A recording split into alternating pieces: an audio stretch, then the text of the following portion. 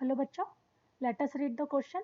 The figure shows three curves A, B and C showing the variation of photocurrent versus collector plate potential.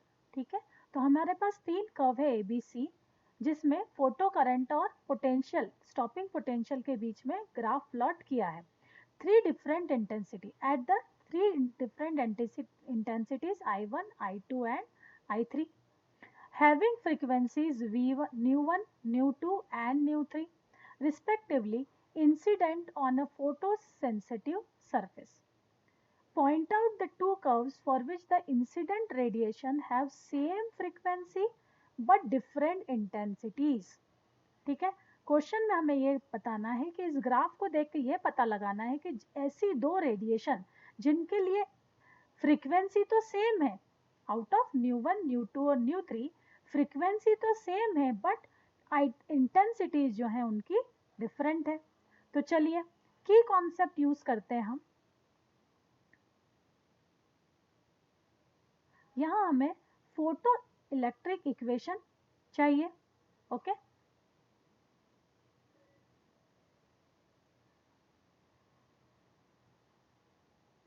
ये equation है हमारी H new sorry E new 0 E into V0 is equals to H new minus five zero. चलिए समझते हैं ये सब क्या है. V0 जो है हमारा स्टॉपिंग पोटेंशियल है, ठीक है, जहाँ से हमारी वेव स्टार्ट होती है. तो आप देखेंगे अगर स्टॉपिंग पोटेंशियल की बात करें तो ये हमारी दो कर्व A और B के लिए स्टॉपिंग पोटेंशियल है. ओके, और ये हमारा स्टॉपिंग पोटेंशियल है किसका, C कर्व के लिए. करेक्ट. तो यहाँ पर हम देख सकते हैं दो स्टॉपिंग पोटेंशियल A और B का stopping potential same. We can right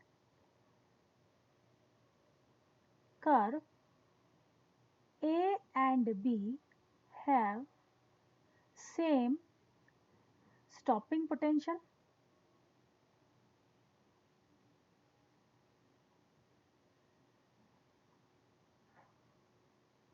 चलिए ग्राफ को आगे ऑब्जर्व करते हैं. पहले हम इक्वेशन देख रहे थे तो पहले ये देख लेते हैं ना. V0 हमारा स्टॉपिंग पोटेंशियल है, तो ग्राफ में हमने कंपेयर कर लिया कि हमारा स्टॉपिंग पोटेंशियल किस कर्व के लिए कहाँ है. Is equals to H is a Planck constant, nu is the frequency minus five zero क्या है, वर्क फंक्शन. हमें पता है जब कोई वेव इंसिडेंट होती है फोटो सेंसिटिव सरफेस पे, ठीक है, तो एनर्जी जिससे वो इंसिडेंट हुई है H न्यू जो उसकी एनर्जी है, उसकी एनर्जी कुछ पार्ट क्या हो जाता है, वर्क फंक्शन में रिड्यूस हो जाता है. वर्क फंक्शन मीन्स वो एनर्जी जिस सरफेस पे इंसिडेंट हुई है उससे उसका कुछ पार्ट तो उस पे इलेक्ट्रॉन को फोटो इलेक्ट्रॉन को एक्साइट करने में खर्च होता है और दूसरा उसे काइनेटिक एनर्जी में प्रोवाइड करने में. तो यहाँ पर हम कह सकते हैं जो एनर्जी इमिट हुई है इंसिडेंट हुई है उसमें से वर्क फंक्शन जो है वो सब्सट्रैक्ट हो जाता है हमेशा. ओके, तो यहाँ पर अगर हम कंपेयर करें तो हमारा जो स्टॉपिंग पोटेंशियल है ना इस इक्वेशन में, यहाँ है ना, स्टॉपिंग पोटेंशियल जो है हमारा V0 is proportional to frequency. तो फ्रीक्वेंसी हमें तीन दी गई है, न्यू1, न्यू2 एंड न्यू3. ओके, यहाँ पे फ्रीक्वेंसी ग्राफ में दिखाई नहीं दे रही है. ओके, लेकिन हम इस रिलेशन से समझ सकते हैं कि जिन जो स्टॉपिंग पोटेंशियल है वो प्रोपोर्शनल होता है किसके लिए, फ्रीक्वेंसी के लिए. अब अगर हम ग्राफ में देखें तो ए और बी कर्व के लिए स्टॉपिंग पोटेंशियल सेम है, तो उनकी फ्रीक्वेंसी भी क्या होगी, सेम. करेक्ट. तो हम लिख सकते हैं देयरफॉर, है ना, curve A and B have same stopping potential so their frequency will be same. तो हम कह सकते हैं न्यू1 इज इक्वल्स टू न्यू2. करेक्ट. सो सेम फ्रीक्वेंसी हमें मिल गई. अब हम देखते हैं फॉर डिफरेंट इंटेंसिटी. तो ए और बी दोनों ही कर्व की इंटेंसिटी, एक की इंटेंसिटी I3 है, दूसरे की इंटेंसिटी क्या है, I2 है. करेक्ट. तो हम देखते हैं कि दोनों की इंटेंसिटी ये कर्व अलग अलग पॉइंट पे जाके एंड हो रहे हैं, मीन्स दोनों की इंटेंसिटी क्या है, सेपरेट है. ओके, सो हम ये कह सकते हैं कि I2 and I3 are different, I2 and I3 are different.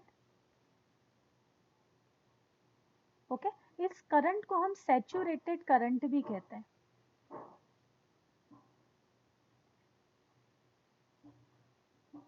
Correct. सो इस पॉइंट पे जाके आप देख रहे हैं तीनों ही करंट जो है वो सैचुरेट करंट है ना, सेपरेट पोजीशन पर आ रही है। जो फोटो इलेक्ट्रिक करंट है तीनों की वैल्यू अलग अलग है। तो हम हमें जो पूछा गया है, पॉइंट आउट टू कर्व्स, है ना, हमें ऐसे दो कर्व्स को पॉइंट आउट करना है which which the incident radiation of the same frequency but different intensity. तो हमारा आंसर क्या होगा, A and B will be two curves, A and B are the required curves जिनकी, है ना, A and B are the required curves जिनकी जो intensity है ना, वो डिफरेंट है लेकिन फ्रीक्वेंसी जो है वो क्या है, सेम है। So I hope this is clear to you. Thank you.